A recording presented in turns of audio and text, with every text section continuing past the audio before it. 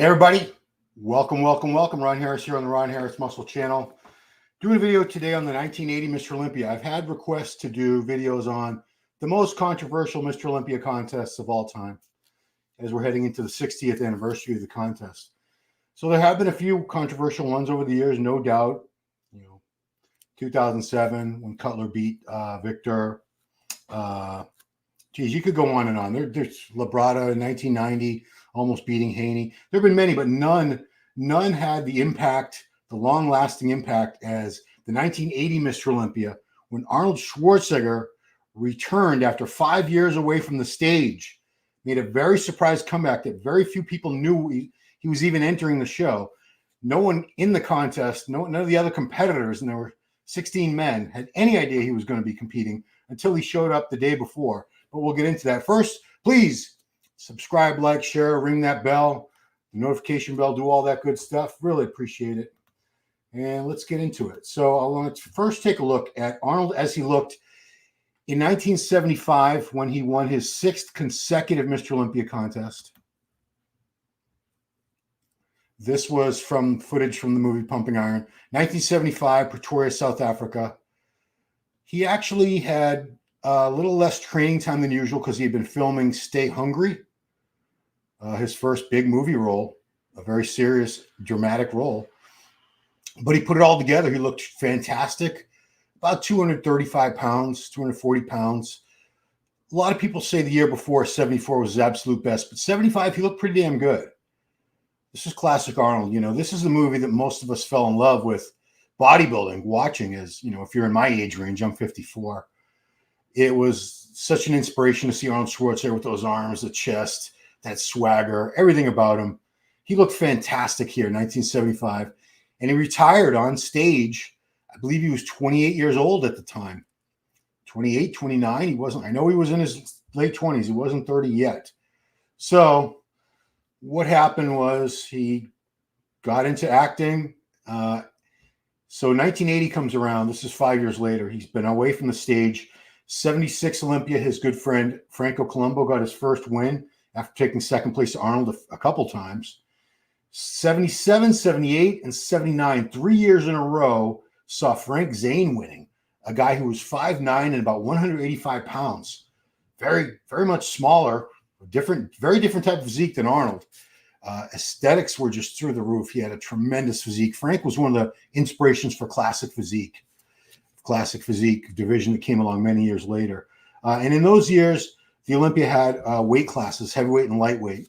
So the last year, 1979, that Zane won, he was the lightweight winner for under 200 pounds. And the over 200-pound winner was Mike Mentzer. If you guys are familiar with Mike Mentzer, Mr. Heavy Duty, came up with that whole training philosophy that was a huge inspiration for Dorian Yates and was actually one of the first people, along with Arthur Jones, who had been a mentor to him, who had bodybuilders questioning overtraining and how much we should be training. So by 1980, Mentzer had been writing for the Weider magazines for a while, and he had been espousing his heavy-duty, brief, intense workouts and how they were superior and gave better results than the old-school volume approach that Arnold and his contemporaries had been doing for a long time. So that was one of the reasons many people feel Arnold decided to come back, was he wanted to prove that his way of training was superior to Mentzer's way of training by beating Mentzer. So he was getting ready for filming Conan the Barbarian, which was going to be a huge breakout role for him. He had to put on 15 more pounds of muscle. Arnold didn't get big and full in the off season and then diet down. He would actually come off all the PEDs, come off the heavier training, come off the eating, and he would lose weight. So Arnold at 6'1" or 6'2" was only 215 pounds. They wanted him to be a little beefier, more barbaric looking for Conan role. So as he was training for it, he was looking good. And the idea came to, why don't I jump into the Olympia? And a few people like Franco, his training partner, said, yeah, great. You should do it. You can win. Even though there's a whole new crop of guys that were on top at this point.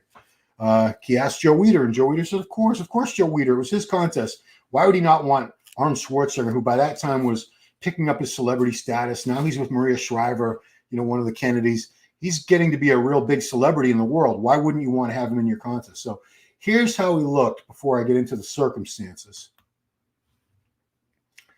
Now, this is probably Super 8 footage, film footage. There was no video footage. CBS Sports was there filming, but none of that footage ever aired. We'll get into that later. His win was so controversial, and there were so many complaints from the bodybuilders and from the bodybuilding world that the producer of the CBS Sports 1980 Mr. Olympia coverage decided not to air the footage. It was never, ever seen. This isn't even from that footage. This is somebody, a few rows back with a little Super 8 film camera, because we didn't have video cameras. This is 1980.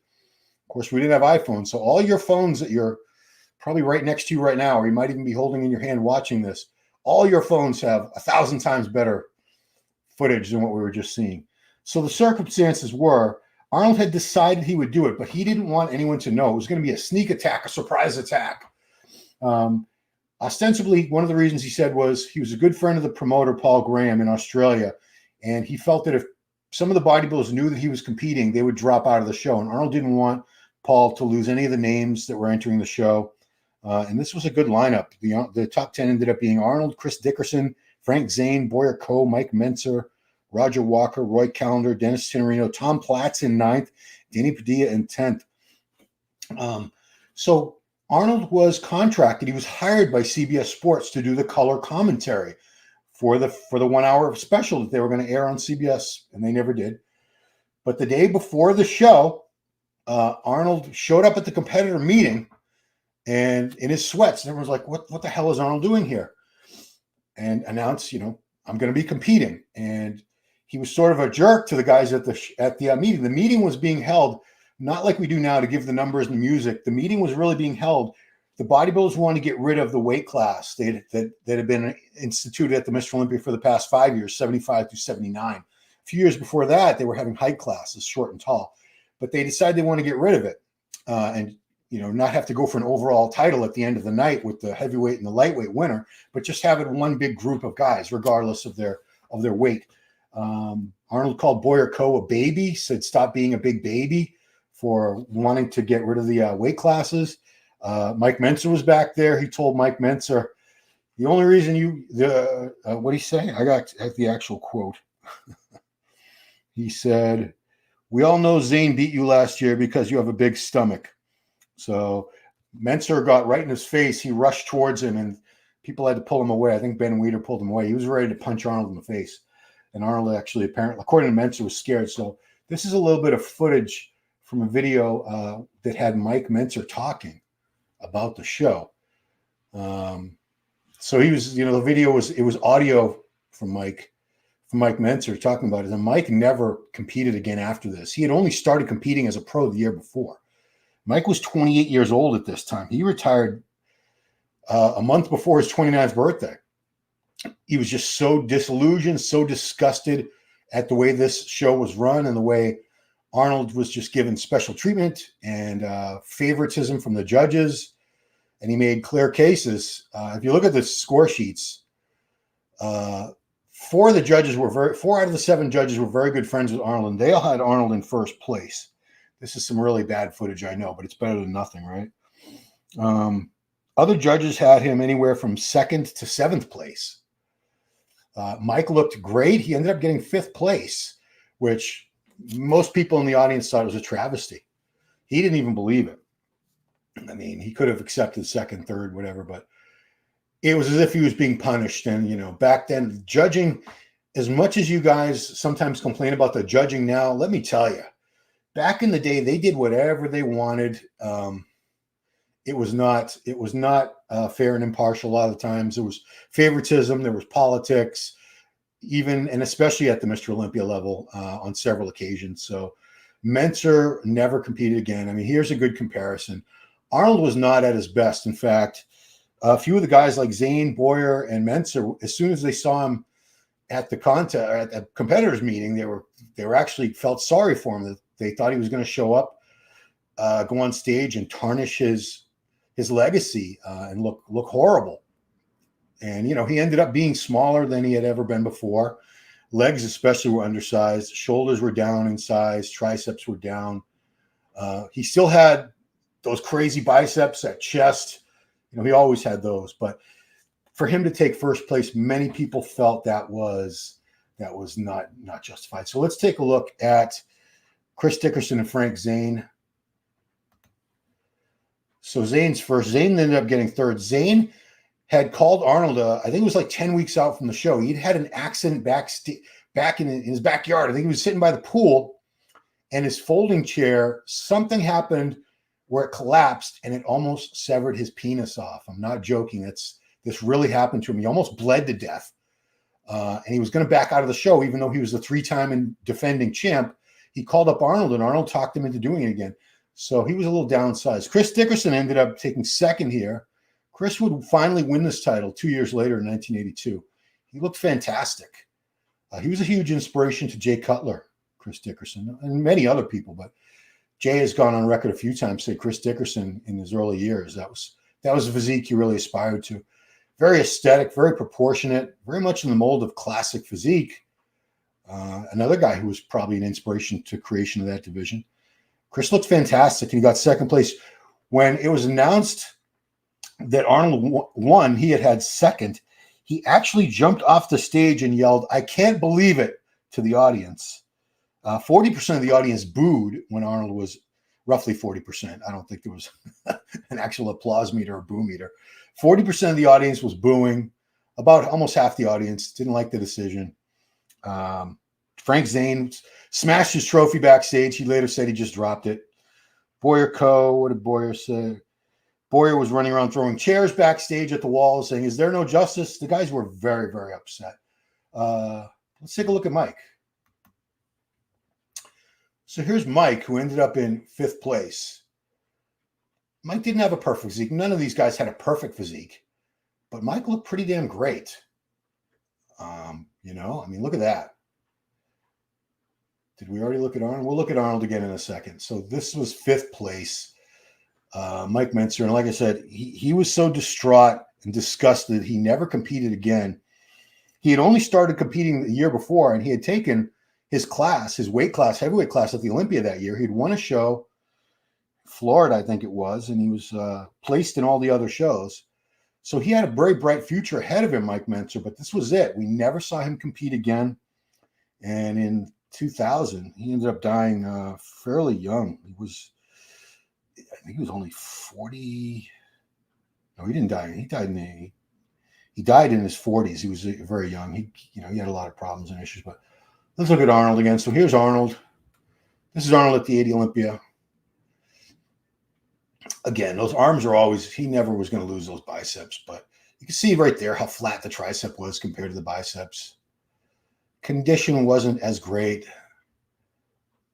He hit a lot of arm shots. He knew his strong points, and he would just hit arm shot after arm shot after arm shot, as is his right. But they said even in the judging, they would call out one pose, and he would hit a bicep pose and then hit the other pose. And he actually got warned that he was going to get disqualified if he kept doing that. They told him, just hit the pose we're calling, Arnold, because he kept hitting bicep poses right before. If they would call like a side tricep, he would hit a bicep shot first and then do the side tricep, because he really wanted to emphasize his strong points, and he knew he had weak points. Let's take a look at Boyer Co. in 4th place. Boyer was a huge inspiration of mine. The first book I ever bought was called the Nautilus Advanced Bodybuilding book. He was on the cover on a Nautilus preacher curl, and he had these double split biceps, crazy biceps Boyer had. He would come back later. He didn't compete much after this, but he came back once they instituted the Masters Olympia, and he came close to winning that on a couple occasions. Didn't quite get it. But Boyer Co. had a fantastic physique. There's Arnold again. Here's some. This is judging footage again. Yeah, you can see Zane was downsized. You can see those legs were really downsized. Still had the arms, always had the calves. So he didn't look horrible at all, but did he deserve to win this? I don't know, man. It's obviously, we don't have Gilco quality footage here to go by, or even great images to go by. But the fact that half the audience booed, and Arnold was an icon already at that point. Everyone loved Arnold, but they didn't love the fact that he showed up and sort of clowned all these guys and still ended up winning, even though a lot of people felt he should have been more like 4th or 5th. a lot of people in the audience. In fact, after the show, so not only did CBS never air this footage, there was actually a boycott. We'll show you a letter later that a bunch of the bodybuilders signed, saying they refused to participate in the Olympia or the Pro World, which was the following year, which was promoted by Arnold and Jim Lorimer in Ohio, which sort of morphed into the Arnold Classic a few years later, at the end of the decade. So yeah, I mean, I know it's hard to go by this footage here, but man, yeah, I don't know. This was not the Arnold that we had seen dominating the sport for years in a row. And again, I'm not saying Mentzer should have beat him, but Chris Dickerson in second. I could make a very strong case looking at his physique at this show that he should have won that Mr. Olympia. And the next year's Mr. Olympia, 1981, was equally controversial. I shouldn't say equally. This took the cake because it was such a surprise attack, and a lot of people felt he shouldn't. What the hell, Arnold, pulling this stunt where you're just showing up at the last minute and tricking everyone, thinking you're there to do TV commentary, and instead you're competing and you're going for a 7th win, which he got. So yeah, let's look at this. This is a boycott letter. These athletes were so upset. They wrote a letter to Ben Weider, the IFBB, and said, "We'll not compete in the 1981 Olympia or the 91 Universal." Samir, look at all these athletes that signed it. And most of them did not stay true to their word on that. In fact, people who were on that list who said they were boycotting, who still ended up competing the next year, were Samir Bannout, Roy Callender, Steve Davis, Chris Dickerson, Danny Padilla, Carlos Rodriguez, Ken Waller, and Dennis Generino. Frank Zane and Boyer Coe, to their credit, they stood firm on their boycott and did not participate in that Olympia because they were so upset and felt that the contest had been fixed. It had been given to Arnold Schwarzenegger. And a lot of people to this day feel that way, that it was, Arnold could do whatever he wanted. He was the golden boy.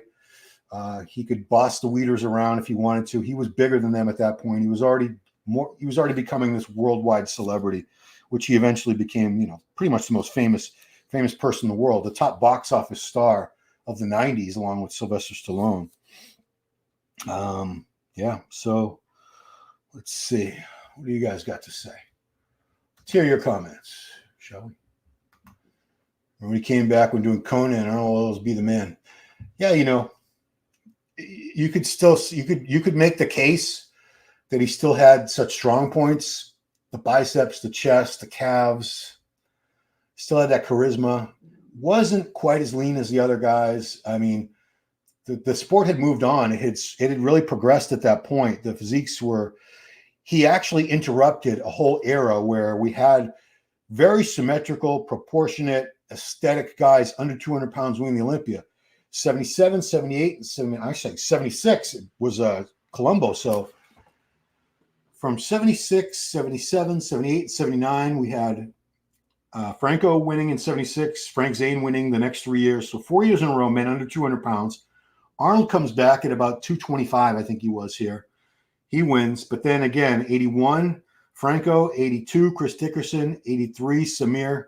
So we had 3 more years of guys under 200 pounds winning the Mr. Olympia contest, which hasn't happened since. So after that, we had the Lee Haney era. Lee Haney obviously well over 200 pounds. The Dorian Yates era, which led to the Ronnie Coleman era. So the guys have gotten bigger and bigger and bigger since then. New Zealand here, what's up? Psycho We Social. Important to note that New Zealand is not Australia. It's an entirely different country. Hey everyone, Varangian Vigilante. 1991 New York Pro. What was New York Pro was, I don't think that was controversial. That was Dorian Yates winning. It was actually the Night of Champions because it wasn't called New York Pro until 2004. So 1991 would have been Night of Champions in New York. Dorian Yates won that. I believe it was fairly convincing, so I don't think that was controversial. No way the tiny guy going to beat the greatest, how they thought back then. Well, I mean, Frank Zane beat, so he beat Mentzer the year before for the overall at the Olympia where they were doing lightweight and heavyweight. And I think a couple years before that, it was Robbie Robinson. I'll find out right now. I'm going to go to muscle memory and show you guys. Contest name, Olympia. musclememory.com. He hasn't updated it in a while, but he has a lot of contest results on that show, on that website, I should say, Olympia. So I'm going to go to, I know 79 was, okay, yeah. So check this out, guys. So here's the results of the 78 Olympia. So heavyweight winner was Robbie Robinson. Lightweight was Frank Zane. And then they sort of, I don't know how they meshed all these into like a regular placing, but they did somehow. How do you do that? Because I think only Robbie went up against Frank. So I'm not really sure how you mixed all the other guys together like that. But so Robbie had won the heavyweight division in 78. Mentzer won it in 79, and Frank won the overall both of those years. What happened in 77, I'm wondering. Frank Zane was the winner again, but it was, yeah, Robbie won 2 years in a row. 2 years in a row, he won that. What happened in 76? I'm curious. Was there a lightweight, heavyweight? Yeah, well, they were doing it back then, too. In 1976, the year after Pumping Iron, Ken Waller won the heavyweights. There's only two guys in the class. Franco Columbo won the lightweight and the overall Mr. Olympia title. So you could see Frank Zane, Ed Corney, Bill Grant, and Boyer Coe were all under 200 pounds back at that time. 76. Yeah, we just saw that. So 75 was Pumping Iron. That was the movie Pumping Iron, where Arnold won the heavyweights. Sergio Brea was second, Lou Ferrigno third. His good friend Franco Columbo won the lightweights. Lightweight Mr. Olympia, and Arnold won. They had a pose down for the overall, or opposing comparison. Arnold beat his good friend Franco for the overall. Yeah, good times. So, let's see. From Austria, worked in the Schwarzenegger Museum, and even I have to admit he should have been a 5-time Mr. Olympia best. I don't know. Well, I mean, there was another controversy, 72 Olympia in Munich, that he shouldn't have beat Sergio Oliva. That was also another controversial win for him, but 1980 was by far the worst. Psycho says, you were a monster. You think you could have beat Arnold in your prime? No. Not on Arnold's worst day. No, I wasn't that good, man. But thank you. Appreciate it. Socrates Lopez, I'm a huge Arnold fan, but there's no secret he shouldn't have won that year. Yeah. I mean, just because you don't have to be an Arnold hater. I love Arnold. You know, I loved his movies. Some of his movies I probably saw 10 to 15 times each. Probably seen Terminator 20 times, 30 times. Pumping Iron I've probably seen 20 times. Predator I've probably seen 10 times. I mean, I was a huge Arnold fan. Thought he was an amazing representative and ambassador. His personality and his charisma really carried bodybuilding into the mainstream eye, the public eye, in those years that he was Mr. Olympia. He went on talk shows. And then the fact that he became such a mega star. He became a huge movie star, the biggest movie star in the world. Then he became governor of California. He's been promoting the Arnold Classic since 1989. So he's always remained in the sport and continues to help promote the sport of bodybuilding that was, you know, part of the reason he was able to become successful in all these other areas. He started out in bodybuilding and he applied all that discipline and work ethic into other arenas, acting, politics, things like real estate, and he's done very, very well. Vic should have beat Jay, 2007. Squally McFadden, thank you. Squally, what should he have done? Renounce himself, give the trophy back? Can't be his fault. Judge went sideways. It's Weeder in the money machine. Oh, I'm not saying Arnold should have apologized and says, oh, you know, I'm sorry, I shouldn't beat. That's never happened. I mean, nobody who wins Mr. Olympia is ever going to go back and say, you know what? I didn't deserve it. Here, you guys want the trophy back. Here's the money back. You know, the only time I've ever seen something like that happen is movie Saturday Night Fever with John Travolta in 1977. There's a scene probably about 3/4 of the way through the movie where there's a big dance contest at his local disco where everyone knows and loves him. And there's a Puerto Rican couple that ended up taking second place. What was his character's name? Tony, probably. I think it was Tony. Danny? No, that was Grease. So the Travolta character, Tony Manero, Tony, gave them the trophy because he felt they were the rightful winners. He gave it to the Puerto Rican couple and stormed out of there. So Would you have given Arnold the win if you were judging? No. I think I would have given it to Dickerson. Zane was downsized. I don't think I would have given it to Frank Zane. Boycott looked pretty good. Legs were never quite as good as upper body. Chris Dickerson had the best overall package that day, I believe. I probably would have given Mike Mentzer second. Mentzer looked pretty damn great. Platz would look really good the next year and take second place. Second or third? He might have done worse than that. Let me go back. What happened at the 81 Olympia? Yeah, so 81. Let's present that again. Let's take a look at the results of the 81 Olympia, which maybe I'll do a video on that if I can find some damn footage. So 81, there was the weight classes were gone. They had voted those. The guys had voted those out. So Franco won. That was his second and final Mr. Olympia contest. Dickerson second 2 years in a row. Yeah, third Tom Platz. A lot of people had Tom Platz winning that year, even though obviously he was still a little bit bottom heavy, but he looked so great that year. Roy Callender, Danny Padilla. A lot of people said Danny should have been higher. You know, I mean, every Olympia, every single Mr. Olympia, I'm sure there's been guys who had a lot of fans and their fans felt their guy should have placed higher than he did, unless he won. Samir, who would end up winning in 83. Yeah. The Mr. Olympia was getting bigger and bigger by then, guys, because you want to go back to the original Mr. Olympia, 3 guys. Look at that. That was the first Mr. Olympia, 3 men. Okay. See how it looked in 66. 4 men. Wow. Sergio Oliva, and he was dead last. Third Mr. Olympia, 4 men again. Sergio finally wins. Larry Scott had retired. 68. Sergio Oliva, look at that. 1968 Mr. Olympia. Nobody showed up. Nobody felt they could beat Sergio Oliva, so they didn't even try. He showed up, did his posing routine, and they gave him his trophy and his check. That was all. True story, guys. 1968 Mr. Olympia. Nobody competed against Sergio Oliva. 69, 2 guys. It was Arnold's first Olympia. He took second to Sergio. Arnold was very big. He was young. I think he was like 20 years old, 21. Not very lean. He showed up the next year leaner, and that's from then on he was winning. But it was still, the Mr. Olympias were much smaller back then. Look at 1970 Mr. Olympia. There's only 3 guys. 3 guys, Arnold, Sergio, and Reg Lewis. You can see that the Mr. Olympia has come a long way. 71, nobody competed against Arnold. So again, nobody competed in the 71 Olympia. Just Arnold showed up, did his routine, picked up his check. 72, oh boy, now we have a whole 6 guys in the show. Arnold holds it. This is the one that was in Munich, and it was a very controversial win. A lot of people felt Sergio was at his best that year, Sergio Oliva. He had been training with Arthur Jones in Florida. Jones really pushing him hard, and he showed up looking phenomenal, but could only take second place.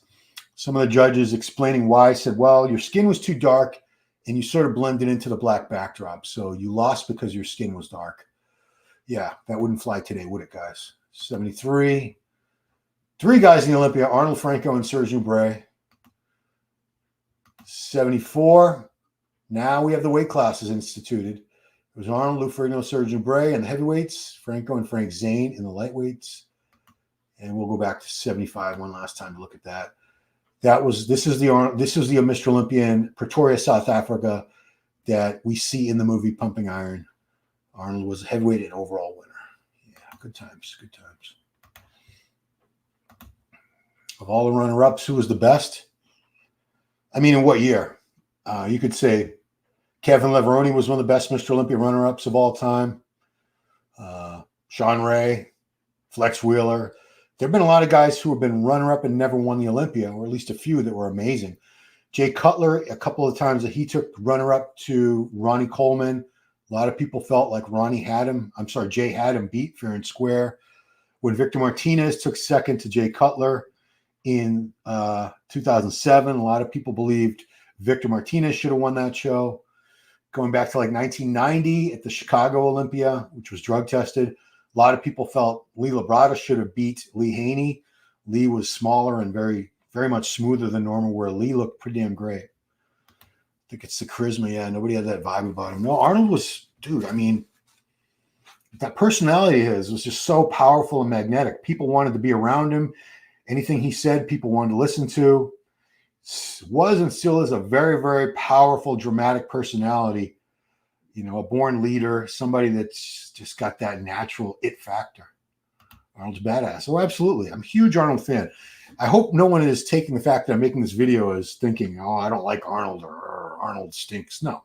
I'm just saying this particular Mr. Olympia contest, a lot of people felt he should not have won that. And the only reason he won was because 4 good friends of his were on the judging panel, which is true. They were very good friends of his. Guys like Mitsuko Shima from Hawaii, Albert Busek, the guy who had owned the gym in Munich that he had worked for him. He later became he's a very famous photographer, magazine publisher, huge guy, a huge promoter of bodybuilding in both print and events. Brad's brain. Platz was otherworldly in 81. He should have won. Calendar second, Danny third. Those could flip. Yeah, 81 Mr. Olympia. If I can find footage, I'll do one on that. That was when Franco won, even though his legs were just gone. He had torn a quad doing the world's strongest man. He was running with a refrigerator and just quad tendon just snapped. I believe that's what happened. It was a very serious leg injury, whatever it was. So anyway, when he came back, he was like his lower body was like a shadow of what it had been. He definitely should not have won that 81 Olympia. Essen, right? They're not the same. I thought it was Munich. You might be right. 72 Olympia might have been Essen. You Germans are going to have my ass for this, for mixing those two up. Yeah, Rich Gaspari was another great Mr. Olympia runner-up. So in the Haney era, Gaspari was runner-up, I believe, 3 times to Haney. Labrada twice. You know, arguments could be made. I don't think anyone was really arguing that Rich should have beat Lee. You know, Labrada was significantly shorter and smaller. So if you want to say it's a big man show, yeah. Arnold deserved to win. His genetics were just superior. Best upper body and back in the show. His legs were downsized with best insertions. Even 70% was enough to beat Dickerson, Walker, Mentzer, etc.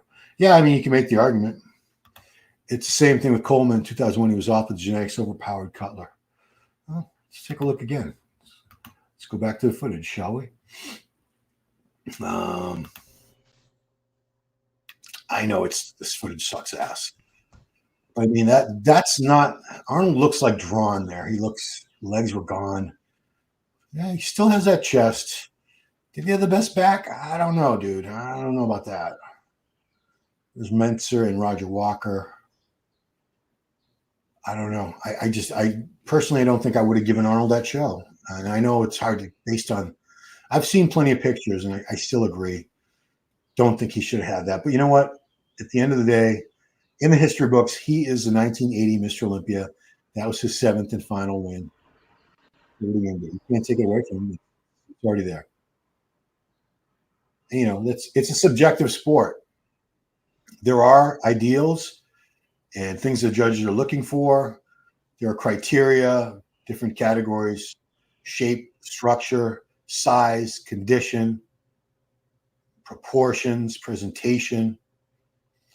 You know, Arnold is still, he hits a shot like that. Anything where his biceps are being displayed and it's just overwhelming. You're distracted by how great his arms were and his chest, that you can overlook the fact his legs were very much downsized. But yeah, I mean, look at that. I mean, come on. Nobody here had like awesome legs. Let's be real. The Walker guy's legs look pretty good. But yeah, I understand. I understand what you're saying. You could make the argument for Arnold. Yeah, I'm not upset about it. I'm not mad about it. I'm not crying. I'm not demanding that Arnold make a public apology here 44 years later and give back the trophy to, I don't know, Chris Dickerson, the runner-up. But the fact that the guys were so upset that they decided to boycott the 1981 Mr. Olympia, even though few of them actually followed through, it does tell you how upset people were and what a bullshit decision they thought it was. I always felt Walker should have won 80. Walker looked pretty damn good. He couldn't really tell. I didn't. Let's see if I can find that. Let me see if I can find that footage for you. I'm gonna find it, guys. It was like 1980 rare footage. Olympia. Boy. Let's see. I'm going to try to find Roger Walker for you guys. Oh, here we go.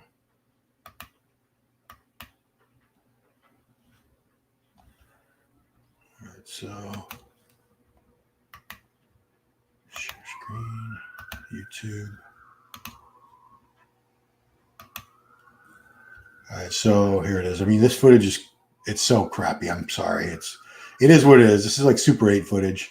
Like I said, CBS Sports, they filmed it in much better quality than this, and no one ever saw that footage outside of, I think, the CBS executives. Supposedly, Mentzer says he saw it many years later in New York at the CBS studios, and it only corroborated what he'd already believed. So I know this leads right into Roger Walker, who got 6th place. Very thick and dense, very lean. Definitely way better legs, I think, than almost anyone in the show, aside from Platts. Yeah, he looked damn good.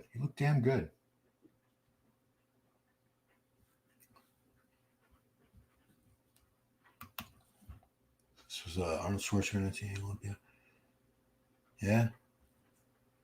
So again, it's really bad resolution. This is probably Super 8 film footage, I'm really guessing.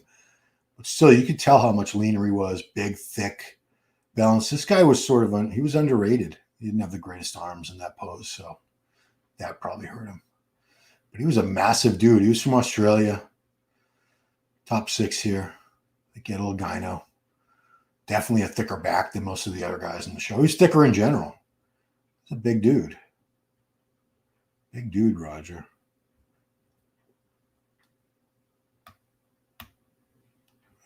Dickerson again. Well, some more Mentzer again. Roy Callender. Roy Callender was pretty good. Roy Callender had one of the greatest chests. It was right up there with Arnold's chest. You can see look at how thick that chest was. Roy Callender.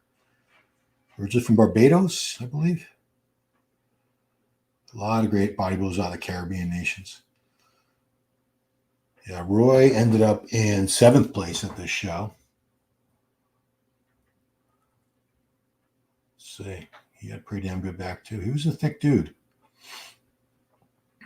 He was an example of somebody who would start out pretty thin, but once he got into training and eating and probably didn't take much in the way of gear, this guy blew the hell up. And he was on top of the Olympia, at the top Olympia level for several years. I think he was out representing Canada, but I believe he was originally from Barbados.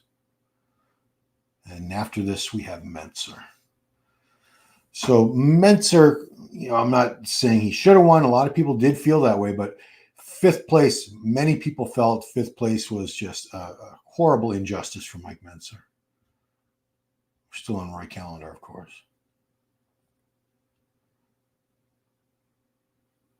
Yeah, he looked great, Roy Callender. Another name that's sort of fallen by the wayside that a lot of the current generation has probably never even heard of. As far as Zane, we'll look at him, but I don't think too many people had Zane winning. Oh, we have Dickerson after this. Oh, no, there's Mentzer one more time. That was probably Mentzer's best pose, that arms outstretched. I mean, look at that V taper. Look at the shoulders and the arms. His chest wasn't the greatest, especially the upper chest. But overall, it was a pretty damn great physique. I was a big Mike Mentzer fan. For sure. Yeah. Mike was pretty damn great. And after that, we have Dickerson. But yeah, the fact that Mentzer retired after this at the age of 28, he was a month away from turning 29. That's a shame that he was a pro for so brief a time. I think he could have gone on. He was getting better and better. I do believe he would have eventually won the Olympia because there were a few years there, 81, 82, 83. He would have had a chance. Maybe not 81 because they were going to give that to Franco no matter what. 82 when Dickerson won. 83 when Samir won. He would have had a pretty damn good shot. '84 was the beginning of the Lee Haney era, so I don't think anybody was beating Lee, unfortunately. I say unfortunately because these multiple Mr. Olympias, they kept a lot of great guys from winning the Olympia. Chris Dickerson, who would win it 2 years later. Just great aesthetics, great shape, proportions. Yeah, he was pretty damn great, Chris. And, second place here. And the fact that he reacted so, I won't say violently, but so strongly when he took second place that he jumped off the stage in disbelief and actually did yell out, "I can't believe it." He couldn't believe that they had given it to Arnold. Like, none of these guys thought Arnold was a threat. As soon as they saw what he looked like, they're like, well, he's smaller and he's not in the condition that we are. So how's he going to beat us? They weren't worried about him, but he ended up beating them anyway. As Jason Genova would say, it politic. Yeah, I mean, it's widely considered the most controversial Mr. Olympia in its 59, almost 60-year history. To this day, a lot of people will bring it up. Oh, we do get a look at Platz real quick. Just curious how Platz looked here.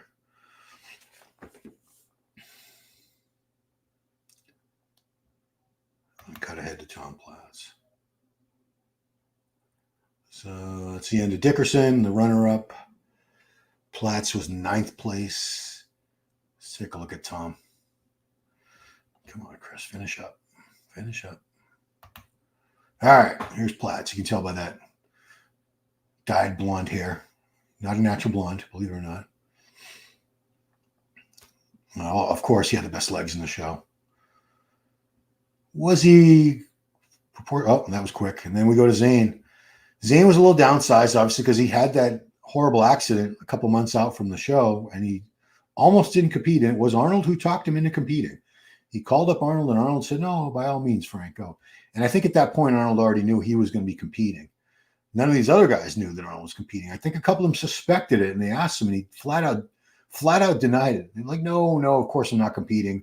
I'm just training for the Conan movie, and I'm doing color commentary for CBS Sports. Of course I'm not competing. And he was lying. He competed.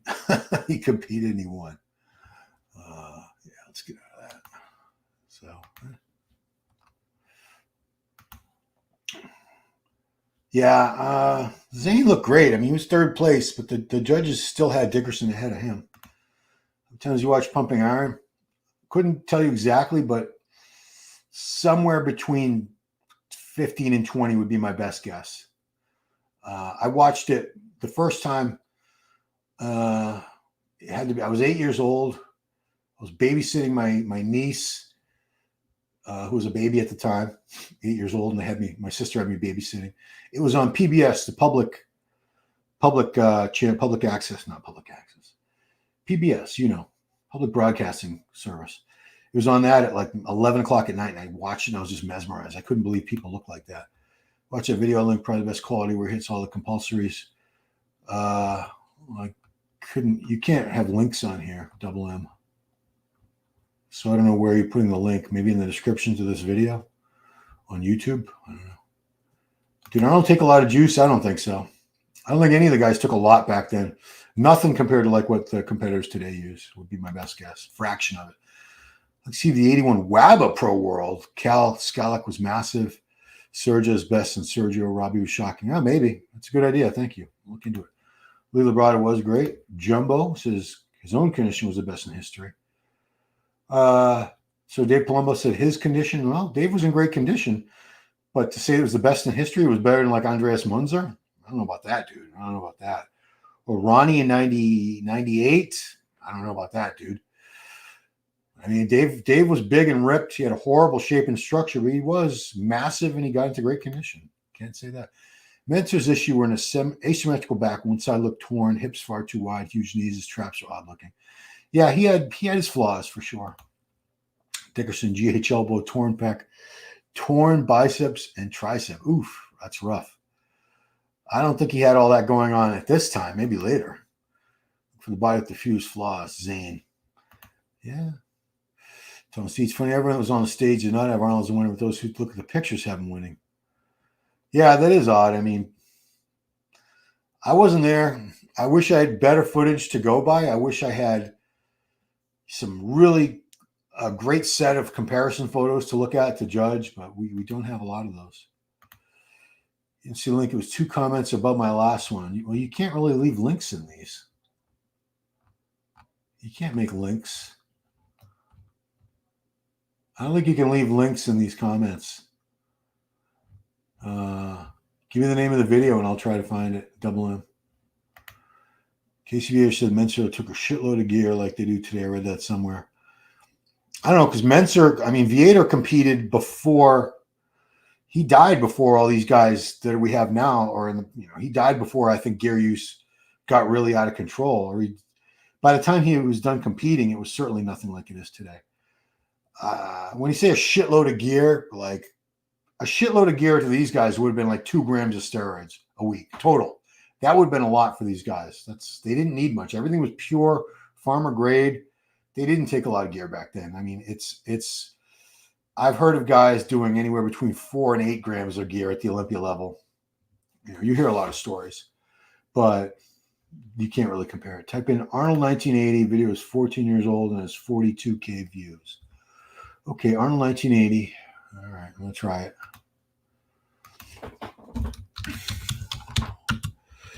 1980.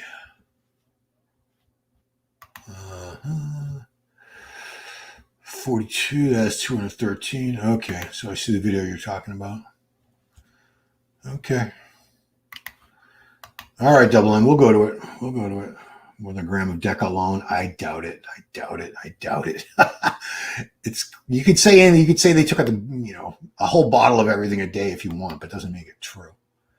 And just because someone said something doesn't make it true either, guys. Come on. All right, so here's a video that Double M was talking about. So this is better footage of Arnold from 1980. This should redeem him a little bit. Did he look as bad as I think he did based on that real crappy footage? This footage isn't that awesome either, but it is better than what we saw before. Chest and biceps were awesome, as they always were. It's very grainy, dark footage. I appreciate you pointing out this video. Calves were awesome on him. Back wasn't that thick. Lean, sure. I don't think anyone had phenomenal back development back then. It wasn't a priority. I mean, the way we would see like a Lee Haney back, a Dorian back. Certainly this isn't a bad back, but compared to what back development standards would be a few years down the line, these guys, Arnold and none of these guys really had what I would consider a great back. It's because they weren't, I don't think they were really trying. I don't think they were trying to make their backs really super thick and dense the way that we have now. Yeah, Arnold looks better here for sure. Yeah, I'll give you that, man. Okay, yeah. Fair enough. Fair enough, Double M. He looked better there than he did in that other footage. I wonder where this footage, this is like a random footage that came out of nowhere. So Thomas is saying that Mentzer took more than a gram of Deca alone. I've seen other places where I think Mentzer put his cycle, listed his cycle, because he wasn't worried about any repercussions back then. I think in Muscle Builder, the precursor to Muscle and Fitness, where he was one of their best riders for a while there. And I think he put his cycle, and I don't recall from memory that it was anything that I was shocked at. Yeah, they did get their gear from real doctors back then. They did. That's true. How's all the old-time greats still alive? How do they manage medical complications of being on TRT for life? That's why I don't think these guys were running a ton of gear. I mean, they'd be dead. And we don't have that many of them that died young or had heart attacks or kidney failure or anything like that.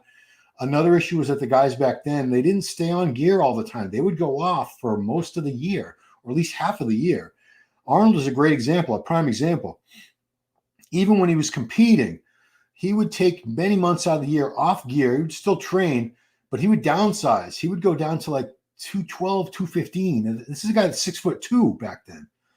And then when the shows were coming, I don't know, 8, 10, 12 weeks out, like probably 12 weeks out from the show, he'd get back on a little bit of gear. I don't think Arnold used much. eat more, train harder, and put the muscle back on and get leaner. They would grow into the show. That's what they all did back then. They didn't bulk up to like 300 pounds and diet down to 250. They would lose weight in the off season, come off the gear, wouldn't eat as much, and then they would ramp it up for the shows and gain muscle, grow into the shows, which is crazy. 5 grams of test a week. Why not say 50 grams, 100 grams of test a week? I mean, you could say anything. These are just rumors. They're unsubstantiated. I mean, unless Mike has it somewhere that he wrote, this is what I used, I'm not going to believe it, man. I'm sorry. I'm not going to buy it. Anyway, guys, I'm going to take off. This has been enough. Please follow me on Instagram at Ron Harris Muscle. Of course, subscribe, like, share, ring that bell. It doesn't cost you anything. It really helps me out as I try to grow this channel. I'll be back tomorrow. I'll do a little report on the show happening in Italy, in Milan, Italy tomorrow. That's the Flex Pro weekend. It's going to be a good battle between Nathan Deasha and Bayruz Tabani from Iran.